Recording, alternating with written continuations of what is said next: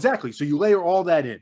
The Mm-hmm. fact that the universe is probably something we'll never understand to begin with, right? Right. Beyond even what we do understand is crazy if you think about it.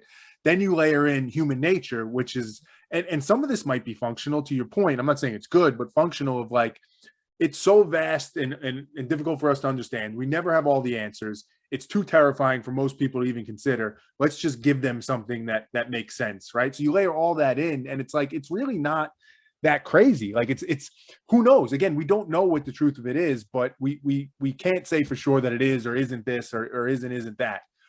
Let me bring it back though, because where I might go in this conversation is, given everything we're talking about, is like to try and then zoom back into our individual lives on a day by day basis almost seems impossible because it's so vast. It's so beyond our understanding. We have no idea what it is, what we've been told, what we've been fed. How do you actually bring it back to say, back to where we started with the value and the purpose? Here's what I'm going to do with every day in my life. Because some people could be so overwhelmed by all that and say, it's all pointless. We're never going to understand it. It's beyond our comprehension. I may as well just kind of float by this thing and just let it be what it is. So it is a lot, and it can be overwhelming. When I first started learning and tuning into numbers and the spiritual, it was like I was like, oh my God, everything was a sign. And sometimes it is, but the things that we know, sometimes that we're not supposed to know, the government knows these things. The other entities knows these things. The goal is kind of to keep it away from us as much as possible because it can be overwhelming and scary. So if you really knew that spiritual beings existed, some people Yeah. How are you going to would. go to work tomorrow? How are you going to go to work tomorrow if you know spiritually, right? But for some people, they will feel like that. So I understand it's almost like with aliens. They said aliens wasn't real for them however many years it's been going on now. But now, They kind of all admit of a it. sudden, okay, it might be aliens for real. Yeah. So I think that um you're right.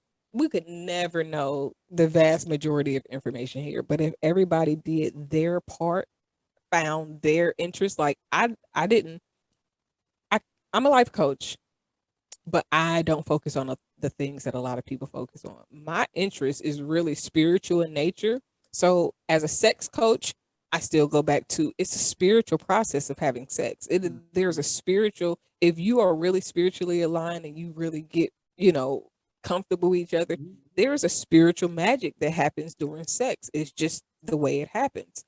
But everything goes back to the spiritual nature of it because your behavior, what is the spiritual underlying nature of where you are, why you're there, how Mhm. you got there, because your environment will tell you something about where you're supposed to go in life. I got cousins that are in jail. I got cousins that's doctors, but like I tell all of my relatives, no matter where you are, whatever is in you is going to come out. So if you're a preacher and you go to jail, guess what? You're gonna be in jail preaching to people. If you're a preacher and you go wherever you go at, where at whatever is in you, it will come out. It's just will it come out on a good nature side or will it come out on the ego evil side? Like is it gonna be selfish or is it gonna be plenteous because your cup is running over and you want to give to other people? So it's really man, purpose is a lot. Dealing with the spiritual aspect of life is a lot. And Mhm. the goal has to be bigger than you, but it starts with you. So the biggest goal for everybody is just self-understanding.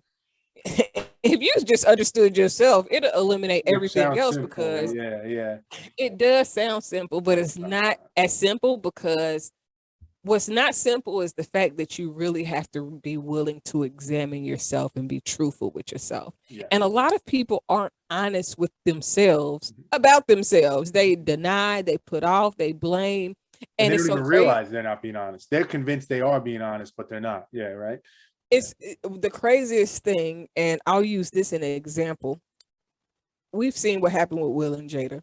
We see Mhm. Jada really, she's really healing publicly, Mhm. and exposing herself publicly, and a lot of people don't like it simply because they didn't know anything about her. So now that they're really learning the true nature of who she is, they got something to say. Well, the other day she did a show where she was talking about how she was loved but not cared for. Mhm. And people are like, well, she's just looking for sympathy. No, people, in order to heal, you have to be willing to be vulnerable. And in Mhm. order to do that, you have to go deep. And sometimes we don't like what we finding out about ourselves, but that doesn't mean that we gotta, we can't deny the fact that no, we realize this about ourselves. And when I look at what she's saying, it goes kind of back to what I was saying earlier. She's reflecting on how she got to where she is now. And it's so crazy because a lot of people are like, well, if I could change everything, I would change everything. But the Mhm. thing is if you change one thing, the most minute thing could change your whole life and everything could be different. So changing your whole life is, or changing something in the past is only good if your life is horrible. Now, if your life is horrible, you might want to go change a few things. But if you really take an evaluation of where you are, even if your life is horrible, you can make it better because there are always things that you can learn from the things that you've been through to take your life to the next level. It's just, are you willing to learn yourself to Mhm. grow yourself? Mm. All right, let me ask this question as we're coming a little bit towards the end, but I think this is an important one. And in the spirit of honesty, I'm really curious your honest answer to it. Given everything we're saying, and I know you're a life coach, and this is kind of the world you live in, so I know the inclination is going to be to say yes, but I'm curious. Given all of that, given how hard it is to be honest with ourselves, given the fact that we don't have all the information and whatever our honest answer is might still be insufficient, given all this overwhelming nature of it, do you blame's not the right word, but can we I'll stick with the word blame just for simplicity. Can you blame someone for not wanting to do that work? Can you blame someone for saying, you know what, don't make me go do that, right? Don't coach me towards that because I'm actually better off if I can just live in this little box that makes me feel comfortable and happy. Because as soon as I open that box, I get it. There's potential for things to be much better, but it's super hard, A, and B, I may never actually get there. All this unknown may, you know what I mean? So like, is it actually that bad if somebody says thanks, but no thanks?